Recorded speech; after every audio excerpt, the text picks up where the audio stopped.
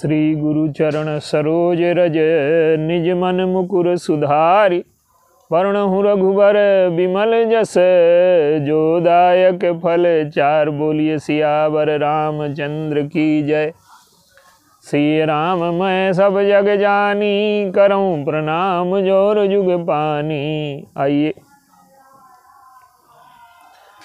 मनुष्य के जीवन की जो मुख्य समस्याएं हैं, अर्थ और काम, यही मनुष्य के जीने का भी आधार है। और इनमें यदि विकृति आ जाए तो मनुष्य का जीवन दुख और पीड़ा की सीमा में चला जाता है।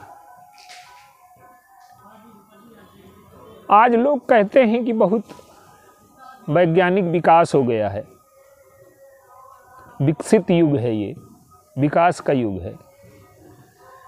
लेकिन ये जो विकास की अवधारणा गढ़ी गई है, ये नकली है, झूठी है, आधारहीन है। क्यों? मनुष्य की आयु कम हो रही है, मनुष्य का स्वास्थ्य पहले से कम हो रहा है,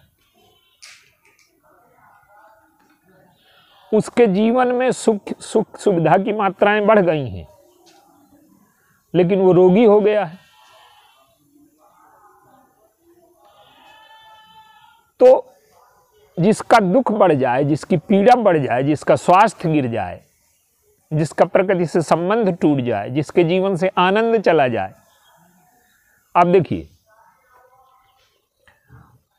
पहले जो समाज में सामाजिकता थी, एक दूसरे से हंसी मजाक, समाज का जो जीवन था कितना सुंदर था, अब सब कुछ गायब हो गया है। तो इसे हम विकास का युग कहेंगे। हमारे पुराणों में इस युग को कलयुग कहा गया, और कलयुग अन्य युगों से उसका जो विभाजन किया गया, वो कलयुग को सबसे श्रेष्ठ साधना की दृष्टि से नहीं माना गया। वो भगवान का नाम लेने से तर जाता है व्यक्ति, वो ठीक है, लेकिन कलयुग को सबसे निकृष्ट माना गया। तो जो हमारे शास्त्रों की अवधारणा है कि विकास का आधार बाहरी विकास नहीं है, विकास का आधार है अंतःकरण की चेतना, मानसिक धरातल व्यक्ति का, उसको केंद्र बना करके हमारे यहां विकास की परिभाषा गढ़ी गई है। बाहर चाहे जितनी सामग्री हो व्यक्ति के पास सुख सुविधा की, अगर वो अंदर से दुखी महसूस कर रहा है, अपने को पीड़ित महसूस कर रहा है, उदास महसूस कर रहा है, तो इस विकास का उसके लिए क्या अर्थ है? तो ये जो काम है और लोभ है, ये मनुष्य के जीवन में सुख के साधन भी हैं, और अगर इनमें विकृति आ जाए तो ये विकास की जगह हमारे जीवन को अवनति की ओर ले जाते हैं। तो विकास है इनका सही ढंग से उपयोग जीवन में। देखिए, काम है, क्या आप ऐसे जीवन की कल्पना कर सकते हैं जिसमें काम ना हो? काम ना होगा तो जीवन ही ना होगा।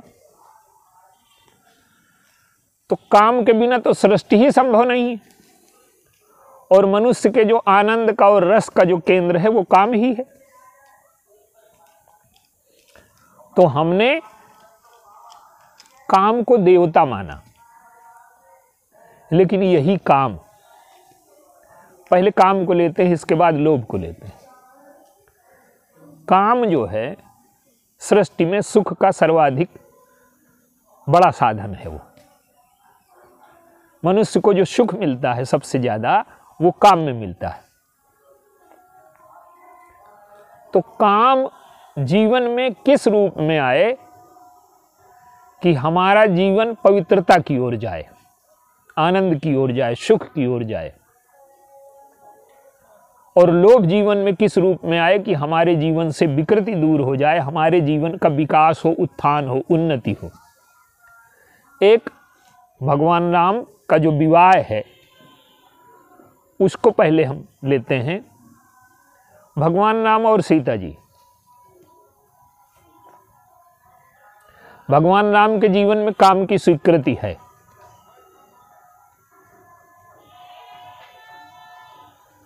अन्य जो अवतार हैं, भगवान परशुराम हैं, ऋषभदेव हैं, कपिल मुनि हैं, ये निवृत्ति परायण अवतार हैं, लेकिन हम इनको पूर्ण अवतार नहीं कहते। क्यों? कि जीवन की सारी परिस्थितियों को स्वीकार नहीं किया उन्होंने, त्याग के पक्ष का महत्व हमारे जीवन में स्थापित किया। तो भगवान राम का जो श्रृंगार की स्वीकृति है, जो काम की स्वीकृति है, जो विवाह की स्वीकृति है, उसका स्मरण हमारे हृदय को पवित्र करता है। काम का चिंतन व्यक्ति के जीवन में विकृति उत्पन्न करता है। सौंदर्य का, श्रृंगार का चिंतन व्यक्ति के जीवन में विकृति उत्पन्न करता है। लेकिन भगवान राम सीता जी का जो विवाह है, ये व्यक्ति के जीवन में स्वच्छता की, निर्मलता की, अमरत्व की सृष्टि करता है। क्यों? कि देखिए, बरसात में जो नदी होती है तो उसमें बाढ़ तो बहुत होती है, जल बहुत होता है, लेकिन वो गांवों को बहा ले जाती है, उसमें गंदगी बहुत होती है। तो नदी कौन सी अच्छी मानी जाती है? जिसमें जल भले कम हो लेकिन वो स्वच्छ हो, पवित्र हो।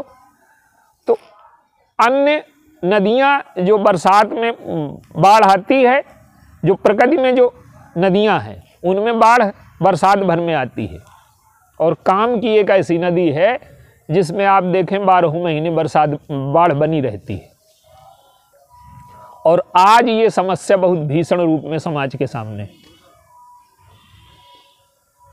तो काम की विकृति ने क्या किया है कि हमारी संस्कृति की सर्वश्रेष्ठ विशेषता ये थी कि संसार में ऐसे सुंदर परिवार का स्वरूप कहीं नहीं था, और वो काम पर नियंत्रण की वजह से था, काम को सही दिशा देने की वजह से था, काम को परिष्कृत करने की वजह से था।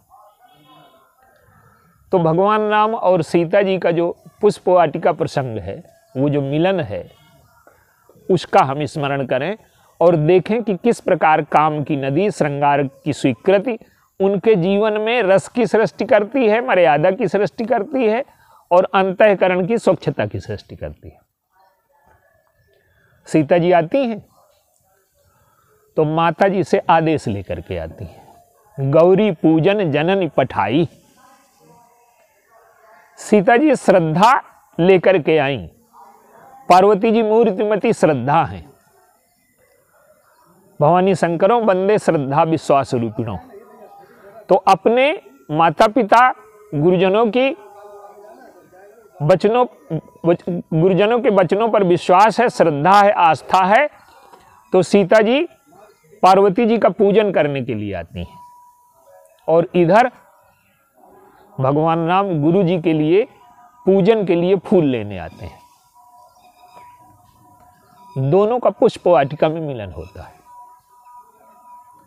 भगवान राम के अंतःकरण में सीता जी को देख करके आकर्षण उत्पन्न होता है, और सीता जी के मन में भगवान राम को देख करके आकर्षण उत्पन्न होता है। यद्यपि वो तात्विक दृष्टि से एक हैं, भिन्न नहीं है, वो दो नहीं है, दो रूप उन्होंने बनाए हैं। गिरारथ जल बीज सम कहियत भिन्न न भिन्न, और बंदौ सीता राम पद जिन्हि परम प्रीखिन। तो मनुष्य के जीवन की विकसित अवस्था क्या है, ये दिखाने के लिए, मनुष्य के जीवन की पवित्र अवस्था क्या है, और काम को स्वीकार करते हुए हम कैसे विकृति से बच करके जीवन में मधुरता की, रस की, आनंद की सृष्टि करें, इसलिए ये पुष्प वाटिका प्रसंग है। तो सीता जी के मन में आकर्षण है, लेकिन उनके अंतःकरण में द्वंद्व है। क्या? कि हमारे पिताजी ने प्रतिज्ञा की है कि जो धनुष तोड़ेगा उसके साथ मैं अपनी कन्या का विवाह करूंगा।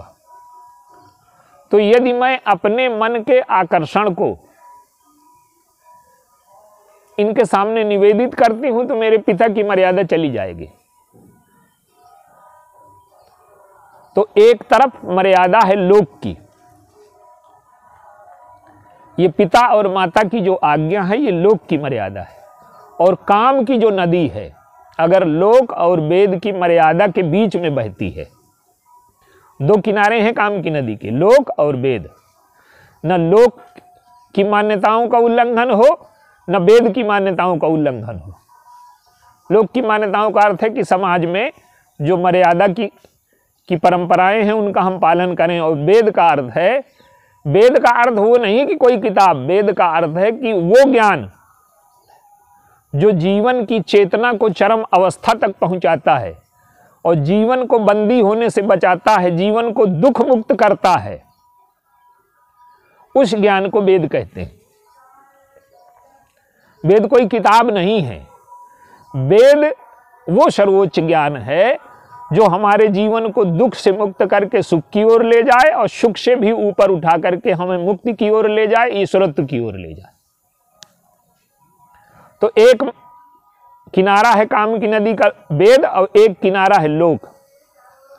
तो सीता जी को चिंता है लोक की, और अब उनके मन में चिंता हुई कि अब वो चाहते तो दोनों एक दूसरे की मन की दशा का वर्णन कर सकते थे, एक दूसरे से मन की बात बताते और वहीं गंधर्व विवाह कर लेते। ऐसा समाज में होता है, तो वो काम का दिव्य और भव्य रूप न होता।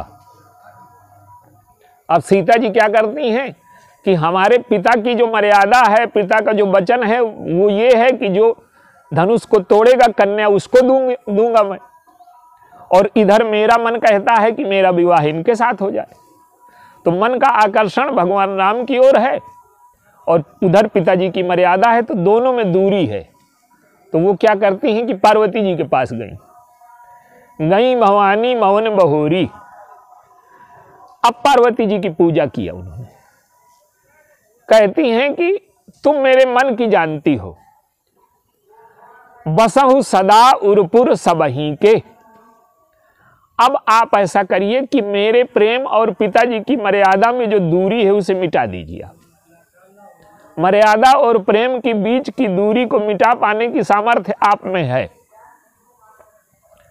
तो आप ऐसी कृपा करिए कि पिताजी की मर्यादा भी रह जाए और यही धनुष को तोड़ दें और मेरा प्रेम भी रह जाए। तो अब पार्वती जी ने आशीर्वाद दिया, मन जाहि राचो मिलहि सोबर सहज सुंदर सांवरो। पार्वती जी ने आशीर्वाद दे दिया। अब देखिए पार्वती जी की पूजा क्या है, वेद की रक्षा।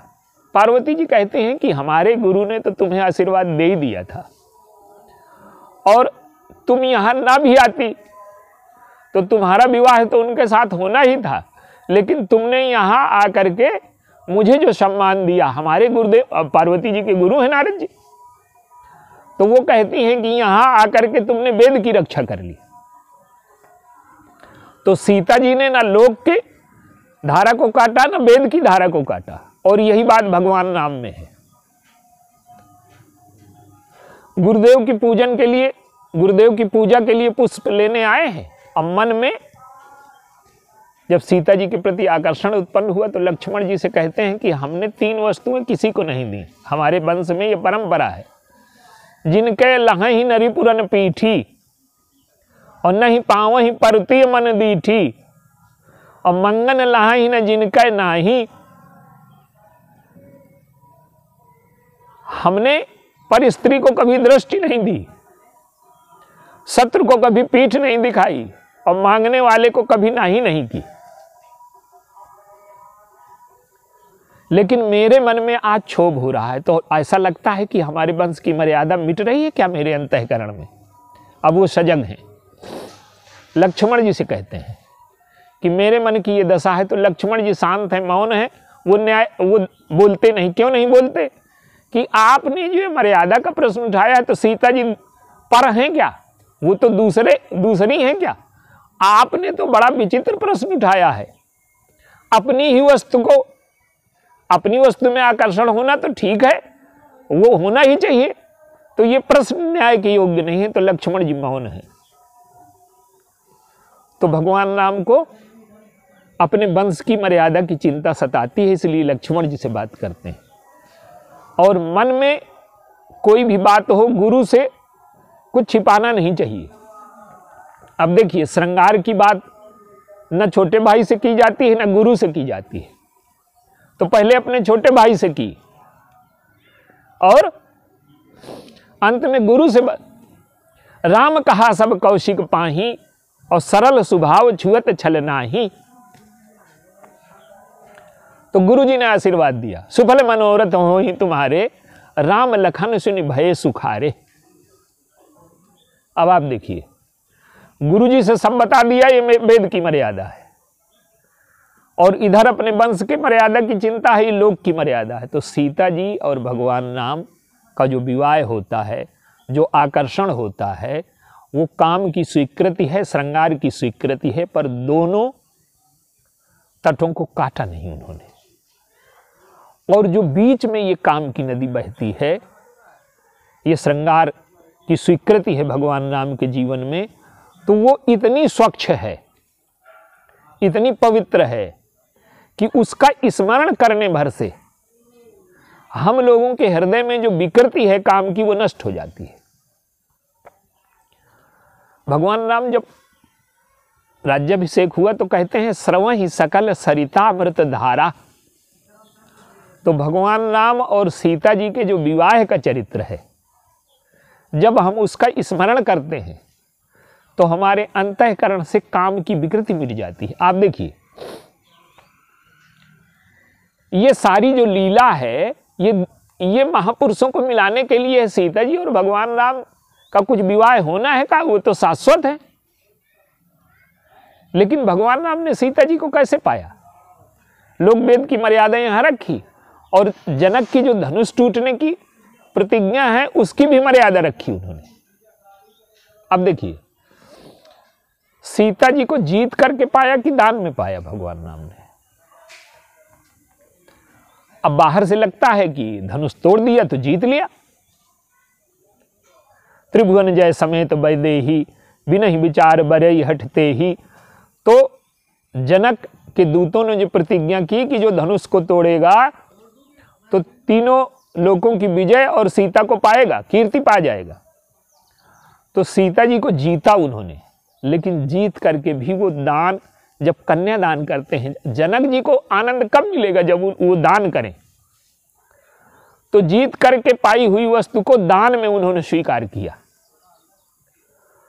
तो भगवान राम के जीवन में ये जो श्रृंगार की सरिता है, ये जो काम की सरिता है, ये हम लोगों के जीवन को पवित्र बनाने के लिए। देखिए, कोई भी जीवन बिना काम के नहीं हो सकता। सृष्टि की संरचना ही काम से जुड़ी हुई है, आनंद से, रस से जुड़ी हुई है। तो हमारे जीवन में काम आए, लेकिन न लोक की मर्यादा को काटे, न वेद की मर्यादा को काटे। और आज तो काम इतना उच्छृंखल हो गया है कि आज परिवार का स्वरूप बिगड़ रहा है। आज काम की विकृति ने मनुष्य के जीवन में ईर्ष्या, द्वेष, घृणा की इतनी वृत्तियां उत्पन्न कर दी हैं। मन इतना उच्छृंखल हो गया है कि काम की वजह से लाखों लोग आत्महत्या कर रहे हैं। काम के चिंतन से इतनी विकृति समाज में हो रही है। तो इस विकृति को संभालने का उपाय, ये जो हमारे परम आदर्श हैं, भगवान के अवतार हैं, भगवान हैं, हम इन लीलाओं का स्मरण करें तो हमारे जीवन में काम की मर्यादा स्थापित रहेगी, और काम हमें जीवन में रस देगा, तृप्ति देगा, आनंद देगा, और धीरे धीरे हमें जीवन को मोक्ष की ओर ले जाएगा। तो काम हमारे जीवन में संघर्ष की सृष्टि न करे, द्वेष की सृष्टि न करे, दुख की सृष्टि न करे। इसलिए हमें इस रूप में काम को स्वीकार करना होगा। अब देखिए, काम की विकृति रावण के जीवन में है, बल है उसके पास, देव जक्ष गंधर्व नर किन्नर नाग कुमार, जीत बरी निज बाहुबल बहु सुंदर बर नारी। जो भी उसको सुंदर स्त्री लगती है उसको जीत लेता है, अपने बस में कर लेता है। लेकिन आप देखिए, मन शरीर से किसी को काबू में कर लेना है क्या? तो काम की विकृति रावण के जीवन में दिखाई देती है और उस विकृति का परिणाम यह होता है कि लंका का सर्वनाश हो जाता है। तो हमारे जीवन में यदि रावण जैसी प्रवृत्ति है तो हमारा काम हमें जीवन में नाश की ओर ले जाएगा, और हमारे जीवन में भगवान राम जैसी प्रवृत्ति है तो काम हमारे जीवन में रस की, आनंद की, तृप्ति की सृष्टि करता हुआ ईश्वर से मिलने का मार्ग खोल देगा। तो लोक की मर्यादाओं का पालन करते हुए लोक में आनंद लेते हो। देखिए, धर्म अर्थ काम मोक्ष को हमने जो चारों को व्यक्ति स्वीकार करेगा ही, और कोई रास्ता ही नहीं। भाई, व्यक्ति क्या चाहता है? व्यक्ति चाहता है कि हमारा एक परिवार हो, सुंदर हो, हम आनंद से रहें, सुख से रहें, हमारे परिवार में कोई समस्या ना हो, ये काम है। और इस सब की पूर्ति के लिए हमें अर्थ चाहिए, लेकिन वो अर्थ धर्म के मार्ग से आए, उचित मार्ग से आए, तो ये अर्थ की प्राप्ति को धर्म कहेंगे। और अंत में मोक्ष क्या है कि जिस प्रकार से हमने इस जीवन को जिया आनंद पूर्वक, उसी प्रकार से हम आनंद से जाने को तैयार हैं। इतना इसमें बंध नहीं गए हैं कि इसको छोड़ने में अब हमें समस्या हो रही है, इतनी आसक्ति नहीं है कि इसने हमें बांध लिया है।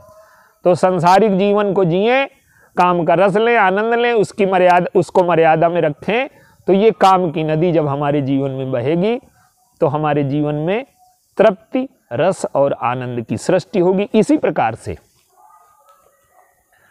जो लोभ की नदी है, लोभ की नदी में भी देखिए निरंतर बाढ़ है व्यक्ति के जीवन में, वो संतुष्ट ही नहीं है।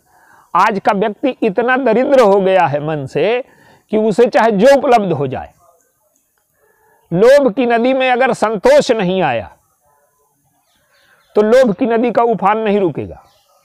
जैसे काम की नदी में मर्यादा नहीं आई तो काम जीवन में दुख की सृष्टि करेगा, उसी प्रकार से लोभ की नदी में यदि संतोष नहीं है, दूसरे को देना। आज व्यक्ति दरिद्र क्यों है कि आज उसके मन में सबसे बड़ी गरीबी ये है कि उसके अंतःकरण में कुछ देने की वृत्ति नहीं रह गई है। वो लेने में तो आनंद का अनुभव करता है, इकट्ठा करने में आनंद का अनुभव करता है, लेकिन अगर देना पड़े तो देने में उसे बड़ा कष्ट होता है। तो जितना आनंद हमें लेने में आता है, उतने आनंद जब देने में आने लगे तो आप समझिए कि अब जो लोभ की नदी है वो नियंत्रित हो गई। ये लोभ के दो किनारे हैं।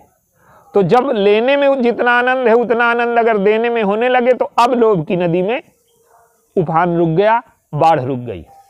लेकिन इसको पवित्र कैसे, देखिए अब उसकी व्याख्या का समय नहीं है, फिर भी एक दृष्टांत के माध्यम से हम भरत जी का जो चरित्र है, भगवान राम का चरित्र है, इन्होंने लोभ को कैसे दिशा दी।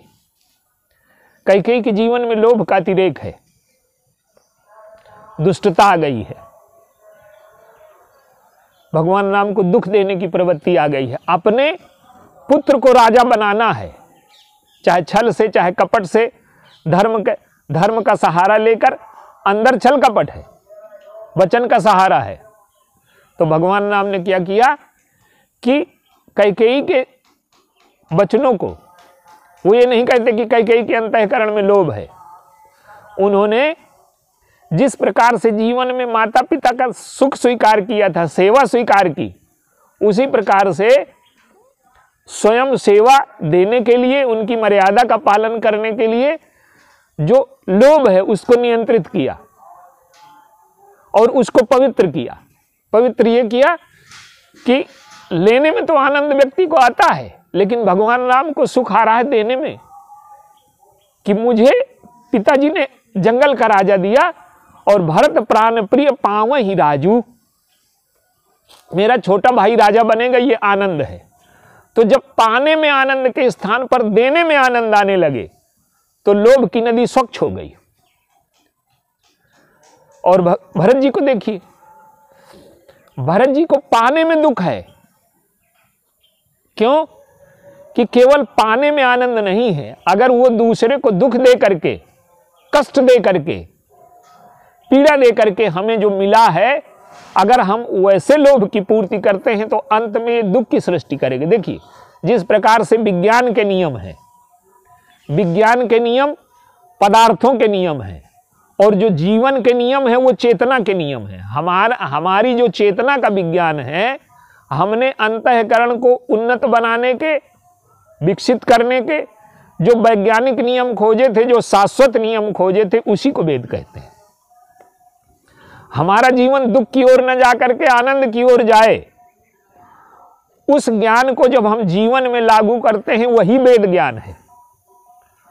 तो भरत जी को पीड़ा किस बात की है कि मुझे राज्य मिला, तो ये राज्य दूसरों को पीड़ा दे करके मिला है, ये दूसरे का अधिकार छीन करके मिला है, और छल कपट षड्यंत्र से मिला है। तो वो क्या करते हैं कि उन्होंने, ऐसा नहीं है कि राज्य की व्यवस्था नहीं चलाई, लोभ को नहीं स्वीकार किया, उन्होंने सेवा को स्वीकार किया, लोभ के स्थान पर त्याग को स्वीकार किया। चित्रकूट गए, और लोभ क्या है? ईश्वर की वस्तु को अपना मान लेना। तो भरत जी कहते हैं कि संपत्ति सब रघुपति कया ही। तो उनके जीवन में न ग्रहण है न त्याग है, जीवन का जो चरम सत्य है वो पा गए हैं। और जब आए तो चित्रकूट से स्वामित्व लेकर के लौटे। अब दास बन करके राज्य चलाने में उन्हें कोई आपत्ति नहीं है। अपने मन को कसते हैं 14 वर्ष, क्या कि ये राज्य मेरा है, ये लोभ तो नहीं आ रहा मेरे मन में। राज्य की सारा कोष उनके हाथ में है, दान करते हैं, तो उन्हें ये तो नहीं लगता कि ये मेरा है। तो उन्होंने अपने मन को कसा। तो भगवान राम ने और भरत जी ने हमें अपने जीवन से ये बताया कि जब हम लेने के साथ देना, हम केवल लेना सीखें, दूसरों से सुख लें या दूसरों को सुख न लें। लेने देने का अर्थ केवल पैसे से नहीं है।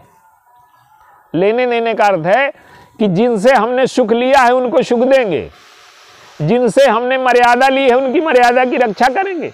लेन देन केवल वस्तु का नहीं होता, लेन देन सिद्धांतों का, भावनाओं का, विचारों का, उद्देश्य का, सब का लेन देन होता है। जीवन में जब लेन देन नियंत्रित हो जाता है, तब हमारी जो लोभ की नदी है वो जीवन में दोनों किनारों के बीच में बहती है। तो लेन देन का नियंत्रण, और लेने के स्थान पर जब देना आ जाए, फिर लोभ स्वच्छ नहीं हो जाता, लोभ अमृत हो जाता है, लोभ पवित्र हो जाता है। हनुमान जी को हम कहते हैं अतुलित बलधामम हेम शैलाभ देहम। सोने का शरीर है उनका। सोने का शरीर क्या है? उनके जीवन में देने की सेवा है, कुछ पाना नहीं है उनके जीवन में, न काम है न लोभ है, लेकिन उनको एक लोभ है कि भगवान की सेवा मिलेगी। तो जब भोग के स्थान पर सेवा का लोभ हमारे जीवन में आ जाए, लेने के स्थान पर देने का लोभ हमारे जीवन में आ जाए, तो ये लोभ की नदी केवल स्वच्छ नहीं हो गई, ये अमृतमय हो गई। तो काम की नदी और लोभ की नदी जब हमारे जीवन में अमृत की सृष्टि करें, सुख की सृष्टि करें, आनंद की सृष्टि करें, तो वो जो अयोध्या में अंत में लोभ का परिणाम, भरत जी को लोभ क्या है? भरत जी को लोभ ये है कि जब प्रभु खड़ाऊं दे देते हैं तो उन्हें लगता है कि सब कुछ मुझे मिल गया। अब देखिए, राज्य पाने से दुख है, पर खड़ाऊं पाने से सुख है। तो उनके जीवन में सेवा का आनंद है। तो जब सेवा का आनंद आ जाए, भोग के आनंद के स्थान पर, लेने के स्थान पर सेवा का आनंद आ जाए, तो लोभ की नदी में अमृत की सृष्टि हो गई। तो काम की जो विकृति है वो रावण के जीवन में है, और लोभ की विकृति है वो दुर्योधन के जीवन में है। दुर्योधन क्या करता है कि लूंगा सब कुछ, लाक्षागृह हो, द्यूत क्रीड़ा हो, छल से, कपट से, बेईमानी से, और इससे काम न चले तो इतनी बड़ी सेना है, भीष्म पितामह है, द्रोण है, इन सब को इकट्ठा करना। कोई ऐसा प्रयास नहीं है जो छीनने में उसने कसर रखी हो। ले सब कुछ लिया, पर देने के लिए 5 गांव भी तैयार नहीं हुआ। वो कहता है सुच्याग्रम नहीं दस्याम, सुई की नोक की बराबर भी भूमि न दूंगा। तो जो लेने के लिए सब तैयार है और देने के लिए तैयार ना हो, उसके जीवन में लोभ की पराकाष्ठा है और वो व्यक्ति कभी सुखी नहीं रह सकता, आनंदित नहीं रह सकता, वो सर्वनाश की ओर जा रहा है। तो हम विचार करके देखें कि हमारे जीवन में जो अर्थ है, जो लोभ है, जो काम है, तो काम की स्थिति हमारी रावण जैसी तो नहीं है कि हमें संसार भर की स्त्रियां बाहर से व्यवहार में पाना संभव नहीं है, पर क्या अंदर से हमें आकर्षित करती हैं। और अगर दूसरे की स्त्री आकर्षित करती है हमें, तो आप ये मानिए कि हमारे जीवन में रावण बैठा हुआ है। अगर दूसरे का धन हमें आकर्षित करता है, तो आप ये मानिए कि दुर्योधन हमारे हृदय में बैठा हुआ है। तो इन दो प्रवृत्तियों को निकाल दें और श्री भरत जी की प्रवृत्ति, श्री भगवान राम की प्रवृत्ति, भगवान का जो विवाह है वो यज्ञ बन गया। तो उसका स्मरण करें और अपने जीवन में श्रृंगार की, काम की पवित्रता और अमरत्व हमारे जीवन में आ जाए। इसी प्रकार लोभ की पवित्रता, लोभ की स्वच्छता, लोभ का अमरत्व हमारे जीवन में आता है। तो ये दोनों हमारे जीवन में भक्ति में, ज्ञान में, वैराग्य में और मोक्ष की प्राप्ति में सहायक हो जाते हैं। अगर ये अनियंत्रित हो गए, उच्छृंखल हो गए, तो हमारा जीवन वेद के विरुद्ध चला जाता है। वेद के विरुद्ध जाने का अर्थ है दुख की ओर, पीड़ा की ओर, और ईश्वर से विमुख जो जीवन है वही वेद विरुद्ध जीवन है। तो हम अर्थ माने काम और लोभ किस प्रकार से जीवन में स्वीकार करें, उनकी क्या मर्यादा हो, उनमें कैसे रस हो, कैसे आनंद हो, कैसे सुख की सृष्टि हो, यही इन प्रसंगों का तात्पर्य है। बोलिए सियावर राम।